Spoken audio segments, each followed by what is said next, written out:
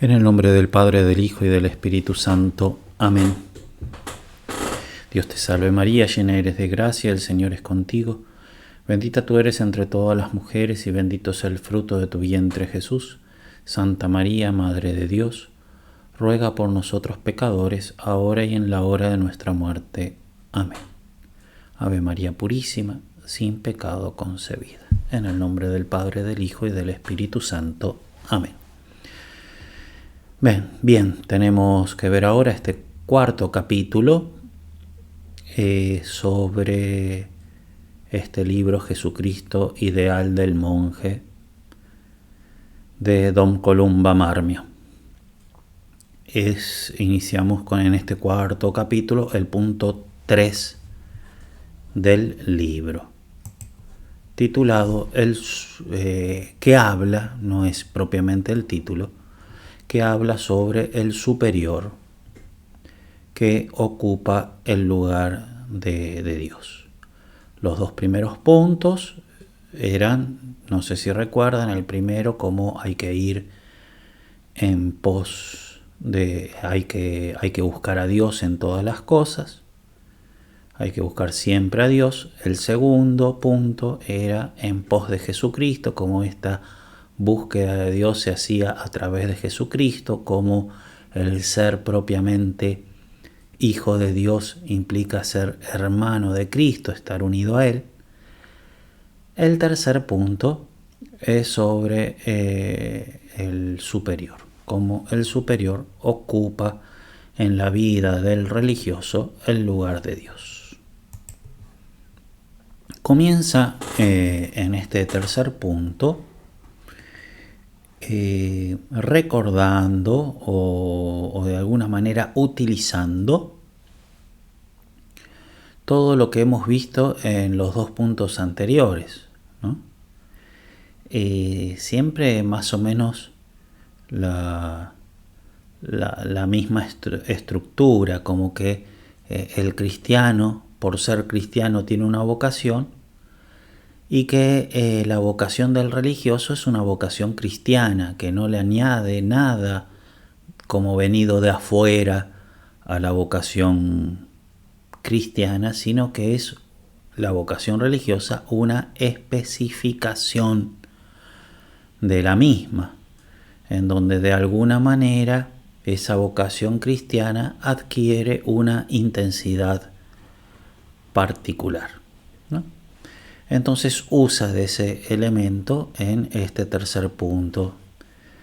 Y bien, comenzamos entonces.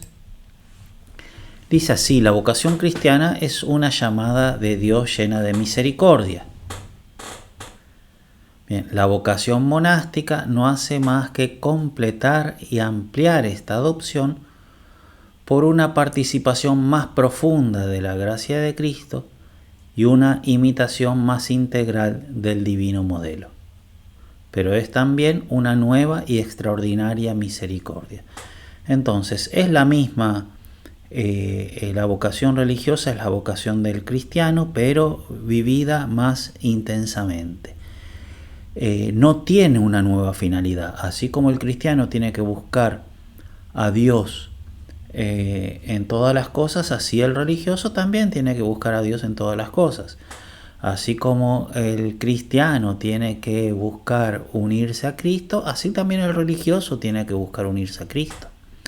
De modo tal de que la finalidad de la vida religiosa es exactamente la misma que la finalidad del cristiano, ser hermanos de Cristo e hijos de Dios, nada más que más intenso. Pero si bien es siempre la misma vocación cristiana, pero más intensamente, implica una nueva misericordia. Es una misericordia agregada, una misericordia distinta, una misericordia novedosa. Por misericordia somos cristianos y por una nueva misericordia somos religiosos, ¿no? Entonces, si bien no le agrega una finalidad distinta, sino que es la misma finalidad, pero más vivida intensamente, ese más vivida intensamente implica una nueva misericordia y, como veremos, una nueva llamada. La llamada al joven rico hace ver que son llamadas sucesivas, distintas y sucesivas, que cada una requiere el sí del anterior, ¿no? Fue después, al responder el joven con resolución que los observaba desde la adolescencia, ¿sí?, cuando quiso mostrarle una vía más elevada que le condujese a un grado de unión más sublime, a una bienaventuranza más perfecta. Entonces, primero va el joven rico y le dice: ¿qué tengo que hacer para ser perfecto? Cumple los mandamientos. Eso ya lo hago. Entonces, la primera llamada, la del cristiano, eso ya lo hago, perfecto. Entonces, dicho que sí a esa primera llamada, aparece la segunda. Bueno, va y vende todo lo que tienes. Entonces la segunda llamada, que es una llamada distinta, no a una finalidad diversa, sino a buscar esa finalidad de modo más intenso, ¿sí? Esta segunda llamada implica una nueva misericordia, que implica una respuesta positiva a la llamada anterior. Es verdad que estas dos llamadas, la llamada al cristianismo y la llamada a la vida religiosa, se pueden dar concomitantemente. No sería absurdo que una persona en la misma conversión al catolicismo tenga también la llamada a la vida religiosa. No sería absurdo. Puede llegar a pasar. Pero indudablemente un sí a la vida religiosa implica, en orden de naturaleza, un sí a la vida cristiana. No se puede decir, bueno, yo voy a ser religioso pero no voy a ser cristiano. No. Entonces, la llamada a la vida religiosa implica evidentemente la aceptación de la vida cristiana. Bien, y es eso. Hace esta introducción el autor, don Columba Marmio, para decirnos que es una respuesta a esta segunda llamada, una respuesta a esta segunda misericordia, lo que nos hizo entrar en el convento o en el monasterio, en la vida religiosa. Bien, el monasterio es una sociedad de hermanos. Esto implica un mismo querer y una misma autoridad. Esta segunda llamada que nosotros hemos recibido, esta segunda misericordia, se estructura dentro de la comunidad religiosa, ¿no? De modo tal de que decir que sí a esta segunda llamada es vivir en una comunidad religiosa, ¿no? Es como que este sí a Dios en la consagración total implica el vivirlo dentro de la estructura de una comunidad religiosa, porque es la estructura de la comunidad religiosa lo que nos permite de alguna manera hacer ese don de nosotros mismos, el vivir los votos, la pobreza, ¿sí?, la obediencia, la castidad. Es en esa estructura de la comunidad religiosa en donde nosotros vivimos esa entrega total que vive el religioso, ¿no? De modo tal de que decirle que sí a esta segunda llamada es vivir en una comunidad. Es una comunidad que es una comunidad de hermanos, ¿no? Una comunidad de hermanos. No se trata de que vivimos simplemente juntos, nos organizamos los trabajos y comemos juntos, pero nada más. No se trata de una unidad meramente funcional, sino que se trata de una unidad de hermanos, porque es propiamente en la hermandad en donde nosotros podemos vivir plenamente los votos que hacemos. Bien, entonces esto implica un mismo querer. pero un mismo querer va a implicar una misma autoridad. ¿Por qué? Porque si no hay una autoridad que unifique, los quereres de las diversas personas se van distanciando, ¿no? Se van distanciando. Lo que asegura que haya un mismo querer es la misma autoridad que los regula. Bien, hay que buscar a Dios a través de Cristo, hemos dicho, ¿no? Buscar a Dios, buscarlo a través de Cristo, punto 1 y punto 2 del libro. Bien, que el religioso busca a Dios más intensamente y busca a Cristo más intensamente. Bien, y ese más intensamente lo hace necesariamente en esta estructura de hermandad que es la comunidad religiosa. De modo tal de que este buscar a Dios a través de Cristo, el religioso lo hace en la comunidad religiosa bajo la dirección del superior. ¿Sí? De modo tal de que es la dirección del superior lo que le permite al religioso esta búsqueda de Dios a través de Cristo mucho más intensa. Y entonces, dicho esto, presenta el autor el paralelo que hay entre la iglesia y el monasterio, entre la iglesia y la comunidad religiosa. En la iglesia Jesús puso a Pedro como su representante, en el monasterio pone al abad como su representante. Y así como Pedro representa a Cristo, también el abad representa a Cristo. Este representar a Cristo implica ser pastor y pontífice. ¿Se acuerdan que en el segundo punto habíamos visto que Cristo era camino, que Cristo era pontífice, que Cristo era fuente de gracias? Bien, como el superior representa a Cristo, de alguna manera tiene que ser, tiene que cumplir esas funciones.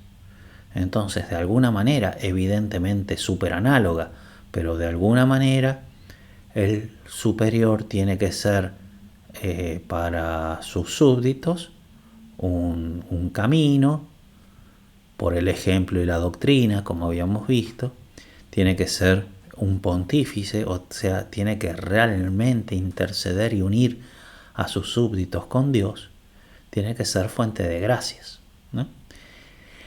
Bien, todo eso que tiene que hacer el superior para con los súbditos implica que los súbditos lo tienen que tratar de determinado modo.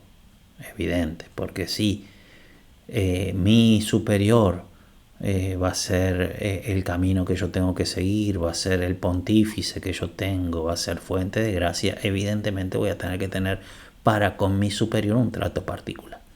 Entonces, este tercer punto que habla que el superior ocupa el lugar del Cristo en la comunidad religiosa, tiene una serie de títulos que son varios, no son 5 nada más, son como los 2 puntos anteriores, sino que son varios, en donde el primer grupo se dedica a hablar cómo tiene que ser el superior. Y el segundo grupo de títulos de este tercer punto se dedica a hablar cómo el superior tiene que ser tratado por los súbditos. En el capítulo de hoy vamos a ver el primer grupo, cómo tiene que ser el superior. En el capítulo próximo veremos cómo tienen que tratarlo los súbditos. Bien, ¿cómo tiene que ser el superior?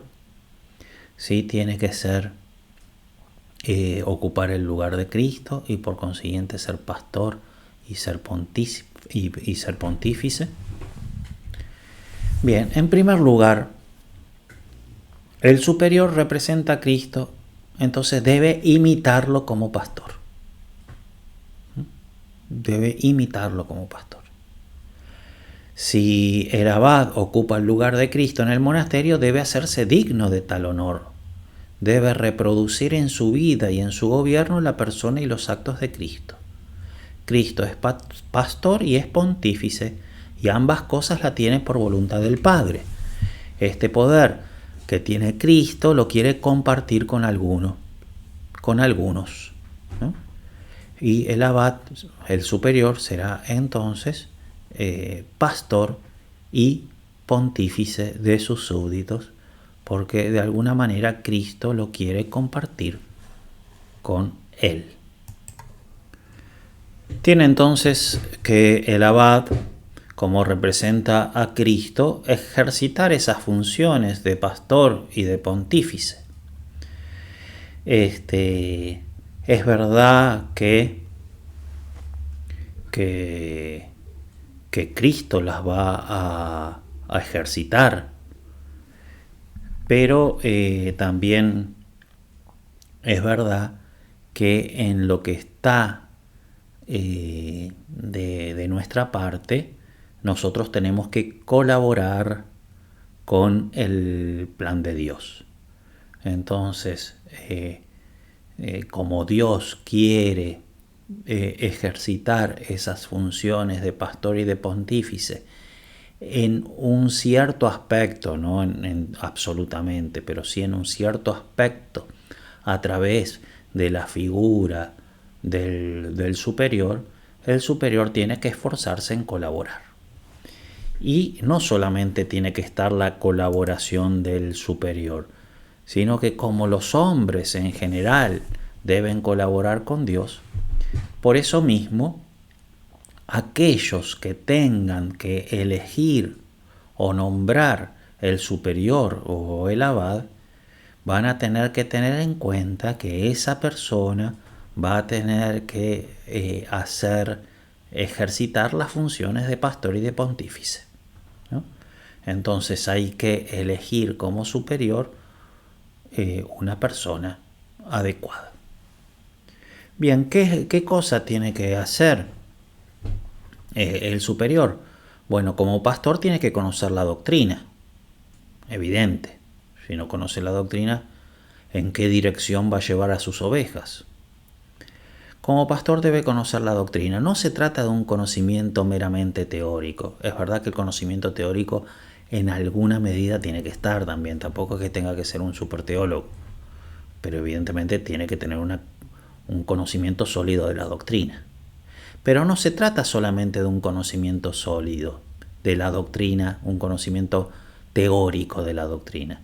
La ciencia que el superior debe tener es también la de la prudencia iluminada por la fe, porque tiene que ir haciendo el discernimiento, ¿no? Tiene que discernir cuál es la voluntad de Dios, tiene que discernir la voz de Dios para su comunidad, para cada uno de sus súbditos, ¿no? Entonces, el conocimiento que debe tener es también un conocimiento prudencial, que no es una prudencia meramente humana, sino que tiene que estar iluminada por la fe. Es una ciencia que se aprende en la oración. ¿Se acuerda que en el punto 2 habíamos visto que el religioso le debe preguntar a Cristo? Tiene que tener ese contacto cercano con Cristo y preguntarle a Cristo cuál es el propio camino de santidad. Entonces se trata siempre en diálogo con Cristo. Eso lo vimos del religioso, que para conocer su propio camino. Bueno, análogamente, el superior tiene que tener un trato con Cristo para discernir lo que Cristo quiere de cada uno de sus súbditos, ¿no? Por eso la ciencia que el superior debe tener es una ciencia que se aprende principalmente en la oración. El superior debe esforzarse en conocer la voluntad de Dios mediante la oración. Velará también por la doctrina, evidente, ¿no? La doctrina, el aspecto teórico, velará también por la doctrina, cuidando que no se introduzcan errores. Oigamos las graves, ¿sí? Esto con estas comillas empieza lo de Columba Marmio, y con estas otras empieza lo de San Benito, ¿no? Con estas comillas San Benito, con estas comillas, no me marca, no sé, con estas comillas los de Columba, ¿no? Oigamos las graves y solemnes amonestaciones del gran patriarca al abad para que mida la responsabilidad que le incumbe, ¿no? El abad dice San Benito, el abad jamás podrá enseñar, establecer ni ordenar nada que se aparte de los preceptos divinos. Tendrá presente que en el tremendo juicio se le tomará cuenta rigurosa de su doctrina y de la dirección de sus monjes, que se le demandarán las pérdidas que el padre de familias comprobare en el rebaño. O sea, si alguna súbdita se pierde porque la madre no ha sabido dar la buena doctrina y no ha sabido dar los buenos consejos, evidentemente si fue por negligencia de ella, se le va a pedir cuenta no solamente de la propia alma, sino del alma también de sus súbditas. En la reunión antes de completa no permitirá que se lean más que las escrituras canónicas o los escritos de los padres recomendados como ortodoxos y católicos, y en el culto divino se inspirará en la tradición de la Iglesia romana, salmodiando al uso romano. Entonces la doctrina, lo que las monjas leen, los que las monjas rezan, el cuidado de la liturgia, todo lo que tiene que hacer, ¿no? Que el abad tenga como verdad indudable la cuenta rigurosa que ha de dar a Dios el día del juicio, no solamente de su alma, sino también de las de aquellos que se le han confiado. Este saludable temor de los juicios de Dios le hará precavido, y el cuidado que ponga en dirigir las ovejas de Cristo será estímulo para él mismo, para que él se conserve puro y sin mancilla delante del Señor. Bien, entonces tiene que saber guiar. El abad tiene que saber guiar a sus súbditos. Después, el abad como pontífice, ¿sí? O sea, la labor de pontífice era unir, ¿sí? Unir eficazmente, realmente. No solamente ser el camino y el guía, sino realmente unir a sus súbditos con Dios. Es necesaria al pontífice la santidad personal. ¿Cómo va a ser unión? ¿Cómo el abad va a ser de unión entre sus súbditos y Cristo, entre sus súbditos y Dios? Es necesaria la santidad personal del abad. Todo pontífice, dice San Pablo, es intermediario entre Dios y los hombres. Él presenta a Dios las oraciones y los votos del pueblo, y por su conducta se comunican a las almas los dones celestiales. Mal podría allegarse a Dios y abogar eficazmente por el pueblo si no fuera agradable al Señor por la pureza de su vida. Entonces tiene que interceder, tiene que rezar la superiora, tiene que rezar por sus súbditas, tiene que interceder por sus súbditas. De poco podría valer su intercesión si no es una monja santa. Ha de esforzarse el abad en no vivir y santificarse únicamente para sí, sino también para sus hermanos, ¿sí? La santidad personal que el abad busca, la busca no solamente para ser santo él, sino porque esa santidad personal de él, depende la intercesión que él por oficio tiene que hacer de sus hijos.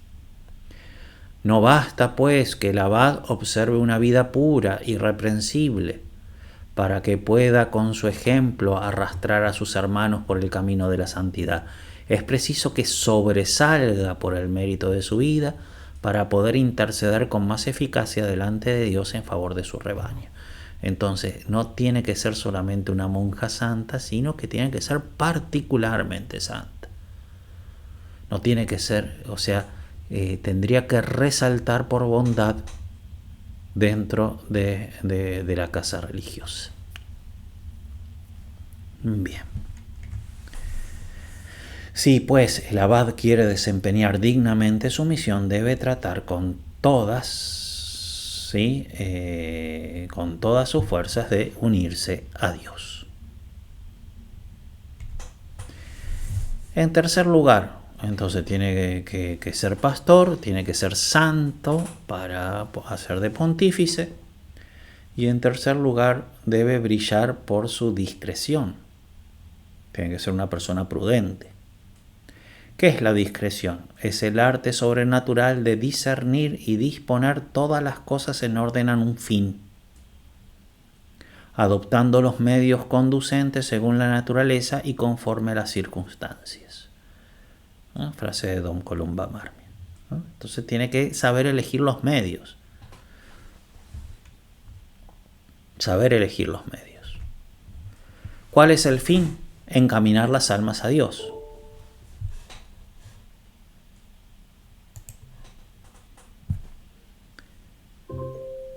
De tu calendario. ¿Qué pasa? En este encaminar cada alma a Dios hay todo un arte, ¿no? Porque cada alma se encamina a Dios de un modo diverso. Entonces no hay reglas matemáticas.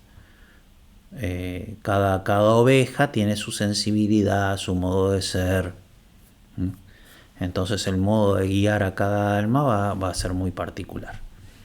Así comenta. En este punto exige San Benito al abad un conjunto muy armónico de cualidades bien diferentes. La firmeza unida con la dulzura, tiene que ser firme, pero tiene que ser también dulce. La autoridad, moderada por el amor, está hablando de abad, varón entre varones, ¿no? Estas cualidades de la abadesa, de la superiora, entre las monjas probablemente tengan que ser todavía más delicadas, ¿no? Entonces tiene que firmeza unida con dulzura, autoridad moderada por el amor, celoso pero sin ansiedad, ¿no? Que tiene que querer realmente la santidad o que las cosas se hagan en la casa, pero tampoco la ansiosa que, ¿no? Prudente pero sin timidez, o sea, tampoco tiene que estar corrigiendo continuamente, no, tiene que ser prudente, pero tampoco la timidez de no hacer nunca nada, ¿no? Entonces tiene que tener una personalidad muy equilibrada, una prudencia muy equilibrada. Y después todo esto con los matices que cada alma le va a pedir, ¿no? A las almas bien dotadas, ávidas de encontrar a Dios, será suficiente que el abad les proponga la doctrina celestial, mientras que a los espíritus más simples o de un temperamento más difícil, el pastor habrá de indicarles el camino con su ejemplo. A uno ganará con halagos, a otro con reprensiones, al tercero con persuasión, ¿no? Es todo un arte, ¿sí? Qué buena que sos, estás mejorando mucho, seguí así. Mirá, si no dejas de hacer esto, te voy a dejar sin comer 3 semanas. ¿Sí? Una reprensión, a modo de chiste, ¿no? O con persuasiones, habría que ver, ¿no? El modo tal es que el abad tiene que encontrar el modo justo, ¿no?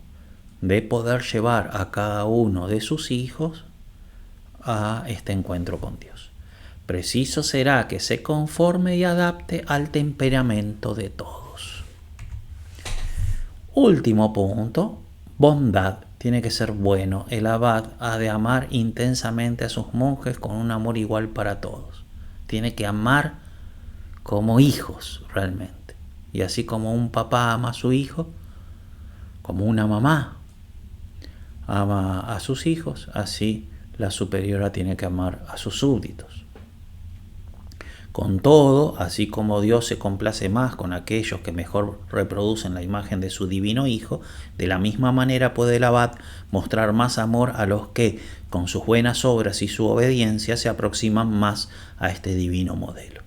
Muchas veces esto puede servir incluso para motivar a la santidad a todos. Insiste mucho San Benito sobre el amor que el abad debe tener a sus monjes, sin ambages, o sea, sin vueltas. Dice que ha de procurar ser más amado que temido. Ame a los hermanos, más aborrezca los vicios, ¿sí? Hay que El abad tiene que amar mucho, mucho, mucho, mucho a sus súbditos, evidentemente no querer los vicios de ellos. Si hay necesidad de corregir a un monje en algo, repréndalo caritativa y fraternalmente. Cierto, un superior excesivamente severo podrá causar estrago en las almas, pero no es menos cierto que decaería en el monasterio la observancia si el abad, benigno en demasía, no corrigiera los abusos o accediera a todo cuanto se le pidiere. Sí, todo lo que se le pide a la madre dice que sí, y ese monasterio se va a relajar muy rápido. Bien, tiene que ser bueno. Hasta acá los puntos que habla el autor sobre cómo tiene que ser el superior. Esos son los esfuerzos que debe hacer el abad. A partir de acá una reflexión personal propia, ¿no? Esos son los esfuerzos que debe hacer el abad. Es de suponer que así como el súbdito está lleno de imperfecciones, también el abad. ¿Sí? O sea, por más bueno que el abad sea, va a tener imperfecciones. Eso es así. No se trata de encontrar una persona que no tenga ninguna imperfección, porque no habría casas religiosas, no habría abades, no habría nada, ¿no? Si vamos a esperar un abad sin imperfecciones para abrir un monasterio, no habría monasterios, ¿no? Entonces es de suponer que así como los súbditos están llenos de imperfecciones, también el abad. Y así como el abad debe amar a sus súbditos como a hijos, más allá de las imperfecciones que estos tienen, así los súbditos deben amar al abad como padre, más allá de las imperfecciones que el abad tenga. Eso es así, se supone. Hemos visto entonces en capítulos anteriores, no sé si recordarán, que el hijo debe amar siempre al papá porque el papá es el camino que Dios usa para darle gracias. Y esto independientemente de la bondad del papá, ¿no? El precepto, ¿sí?, de amar, ¿sí?, de honrar padre y madre, ese mandamiento es independiente, no dice honrar a tu papá si es bueno, no. El papá y la mamá son honrados siempre, independientemente de la bondad de ellos. ¿Por qué? Porque el papá y la mamá son el camino que Dios usó para darme la vida, para darme el ser y para darme cualquier cantidad de gracias. Y como yo tengo que ser agradecido a las gracias de Dios, tengo que ser agradecido a mis padres. Bien, de la misma manera el súbdito debe amar al abad, independientemente de la bondad del abad. Todas las perfecciones del abad que acabamos de leer nosotros, que evidentemente ponen en el abad una gran inquietud y responsabilidad, tengo que esforzarme en ser así, todas las perfecciones del abad que acabamos de leer deben evidentemente hacer que el abad se esfuerce, pero en el súbdito deben hacer tomar conciencia de las gracias que Dios le hace llegar a través de esa persona, independientemente de la virtud de la misma. Entonces el abad debe ser mi pastor, el abad debe ser mi pontífice perfecto. Entonces la unión, el camino, Dios me lo va a mostrar a través de esa persona. La unión, yo la voy a tener con Dios a través de esa persona, ¿no? Entonces todos los puntos que nosotros hemos visto que en el abad significan, tengo que tener responsabilidad, tengo que hacer todo esto, en el súbdito también significa responsabilidad. No es que, mira cómo tiene que ser el abad, preocupación de él, no. En el súbdito también tienen que poner una responsabilidad. ¿Cuál es? Todas esas gracias me van a llegar a través de esa persona. Es a través del abad que el súbdito es pastoreado y es unido a Dios. Por tanto, debe el súbdito acercarse a su abad de modo tal que se deje pastorear y llevar a Dios. Entonces, cuando don Columba Marmio dice el abad se tiene que esforzar en guiar a sus ovejas, perfecto, eso se tiene que esforzar el abad. Pero el súbdito, con esa afirmación, debe decir, me tengo que dejar guiar por el abad, como una oveja se deja guiar por su pastor, ¿no? Cuando don Columba Marmio dice que el abad tiene que interceder, bien, el súbdito tiene que decir, esa persona intercede por mí, entonces le tengo que agradecer, tengo que ser sumiso, y así sucesivamente. Por eso el autor insistirá en los próximos puntos sobre actitudes que el súbdito debe tener con su superior, que las enumeramos, las veremos en el capítulo siguiente. Debe tener un amor humilde y sincero, debe ser dócil de espíritu y debe tener obediencia en la acción. En el nombre del Padre, del Hijo y del Espíritu Santo. Amén.